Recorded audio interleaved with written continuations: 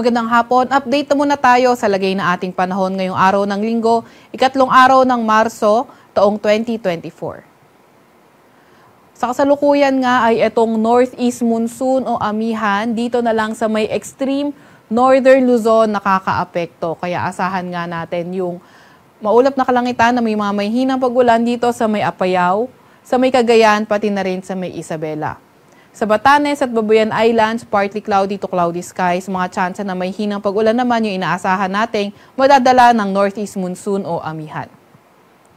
Samantalang easterlies naman o yung mainit na hangin galing karagatang Pasipiko nakakaapekto sa may nalalabing bahagi ng ating bansa. Asahan nga natin dahil sa easterlies, sa Metro Manila at sa nalalabing bahagi ng ating bansa, partly cloudy to cloudy skies, may mga tsansa ng mga localized thunderstorms. Sa ating mga kasamahan, sa may Regional Services Division, maglalabas ng mga thunderstorm advisory, rainfall advisory o hindi kaya heavy rainfall warning kung kinakailangan. Para naman sa lagay ng panahon bukas sa may Luzon area, inaasahan nga natin sa Metro Manila at sa nalalabing bahagi ng Luzon may kainitan and partly cloudy to cloudy skies condition pa rin yung ating mananaig sa areas na yan. May mga tsansa pa nga rin ng mga localized thunderstorms. Agwat ang temperatura bukas sa Metro Manila maglalaro mula 23 to 32 degrees Celsius, 16 to 25 degrees Celsius sa Baguio, 21 to 30 degrees Celsius sa may Tagaytay.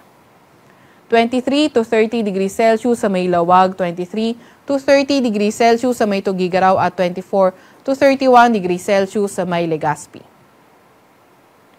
Sa may Puerto Princesa naman ay 24 to 31 degrees Celsius, 24 to 32 degrees Celsius naman sa may Kalayaan Islands. Para naman sa lagay ng panahon sa Visayas at Mindanao for tomorrow, ganun din parehong weather conditions sa may Luzon kung saan may mga tsansa lamang tayo ng mga localized thunderstorms at partly cloudy to cloudy skies condition pa rin. Agwat ang temperatura sa may Metro Cebu maglalaro mula 24 to 31 degrees Celsius, 26 to 32 degrees Celsius sa may Iloilo at 24 to 31 degrees Celsius sa may Tacloban. 24 to 30 degrees Celsius sa may Cagayan de Oro, 23 to 30 degrees Celsius sa may Davao at sa may Zamboanga naman ay 24 to 34 degrees Celsius. Wala pa rin naman tayong nakataas na gale warning sa kahit na anong baybayin ng ating bansa, kaya malaya pa rin mga kapamalaot yung mga kababayan nating mangingisda, pati na rin yung may mga maliliit na sasakyang pandagat. And also currently, wala naman tayong namomonitor na low pressure area man or bagyo sa loob or malapit sa ating Philippine Area of Responsibility.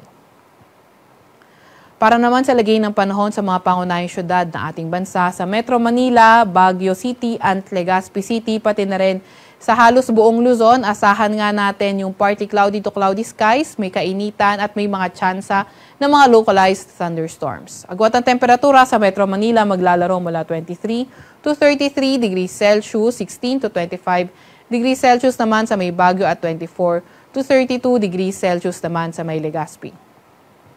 Para naman sa may Visayas area, mga pangunahing syudad, so inaasahan nga natin sa Metro Cebu, Iloilo City at Tacloban City, gayon din naman sa malaking bahagi ng Visayas area, partly cloudy to cloudy skies, mga tsansa pa rin ng mga localized thunderstorms, iyong posible. Agwat ang temperatura sa Metro Cebu sa susunod na 3 araw, Tuesday to Thursday, 25 to 31 degrees Celsius, 26 or 25 to 32 degrees Celsius naman sa may Iloilo City, at 24 to 32 degrees Celsius sa may Tacloban City. Para naman sa mga pangunahing syudad sa may Mindanao area, dito sa may Metro Davao, kabilang na nga rin yung malaking bahagi ng Davao Region pagdating ng Tuesday and Wednesday, posible na nga maging maulan. May mga kalat-kalat yan ng mga pag-ulan, pagkidlat, pagkulog, Tuesday, Wednesday, pero better weather naman pagdating ng Thursday. Sa may Cagayan de Oro naman, pati na rin sa may Zamboanga City, Tuesday to Thursday, mga tsansa lamang ng mga localized thunderstorms yung ating inaasahan. Agwat ang temperatura sa Metro Davao sa susunod na 3 araw maglalaro mula 23 to 33 degrees Celsius, 24 to 31 degrees Celsius naman sa may Cagayan de Oro City at 25 to 34 degrees Celsius sa may Zamboanga City. Sa Clakhang, Maynila, ang araw ay lulubog ng 6:05 ng gabi at sisikat bukas ng 6:12 ng umaga. Huwag magpapahuli sa update ng Pag-asa. I-follow at i-like ang aming Facebook at Twitter account, DOST_Pag-asa. Mag-subscribe din sa aming YouTube channel, DOST-Pag-asa Weather Report. At para sa mas detalyadong impormasyon, bisitahin ang aming website, pag-asa.dost.gov.ph. At yan naman po muna ang latest mula sa Weather Forecasting Center ng Pag-asa, Veronica C. Torres nag-ulat.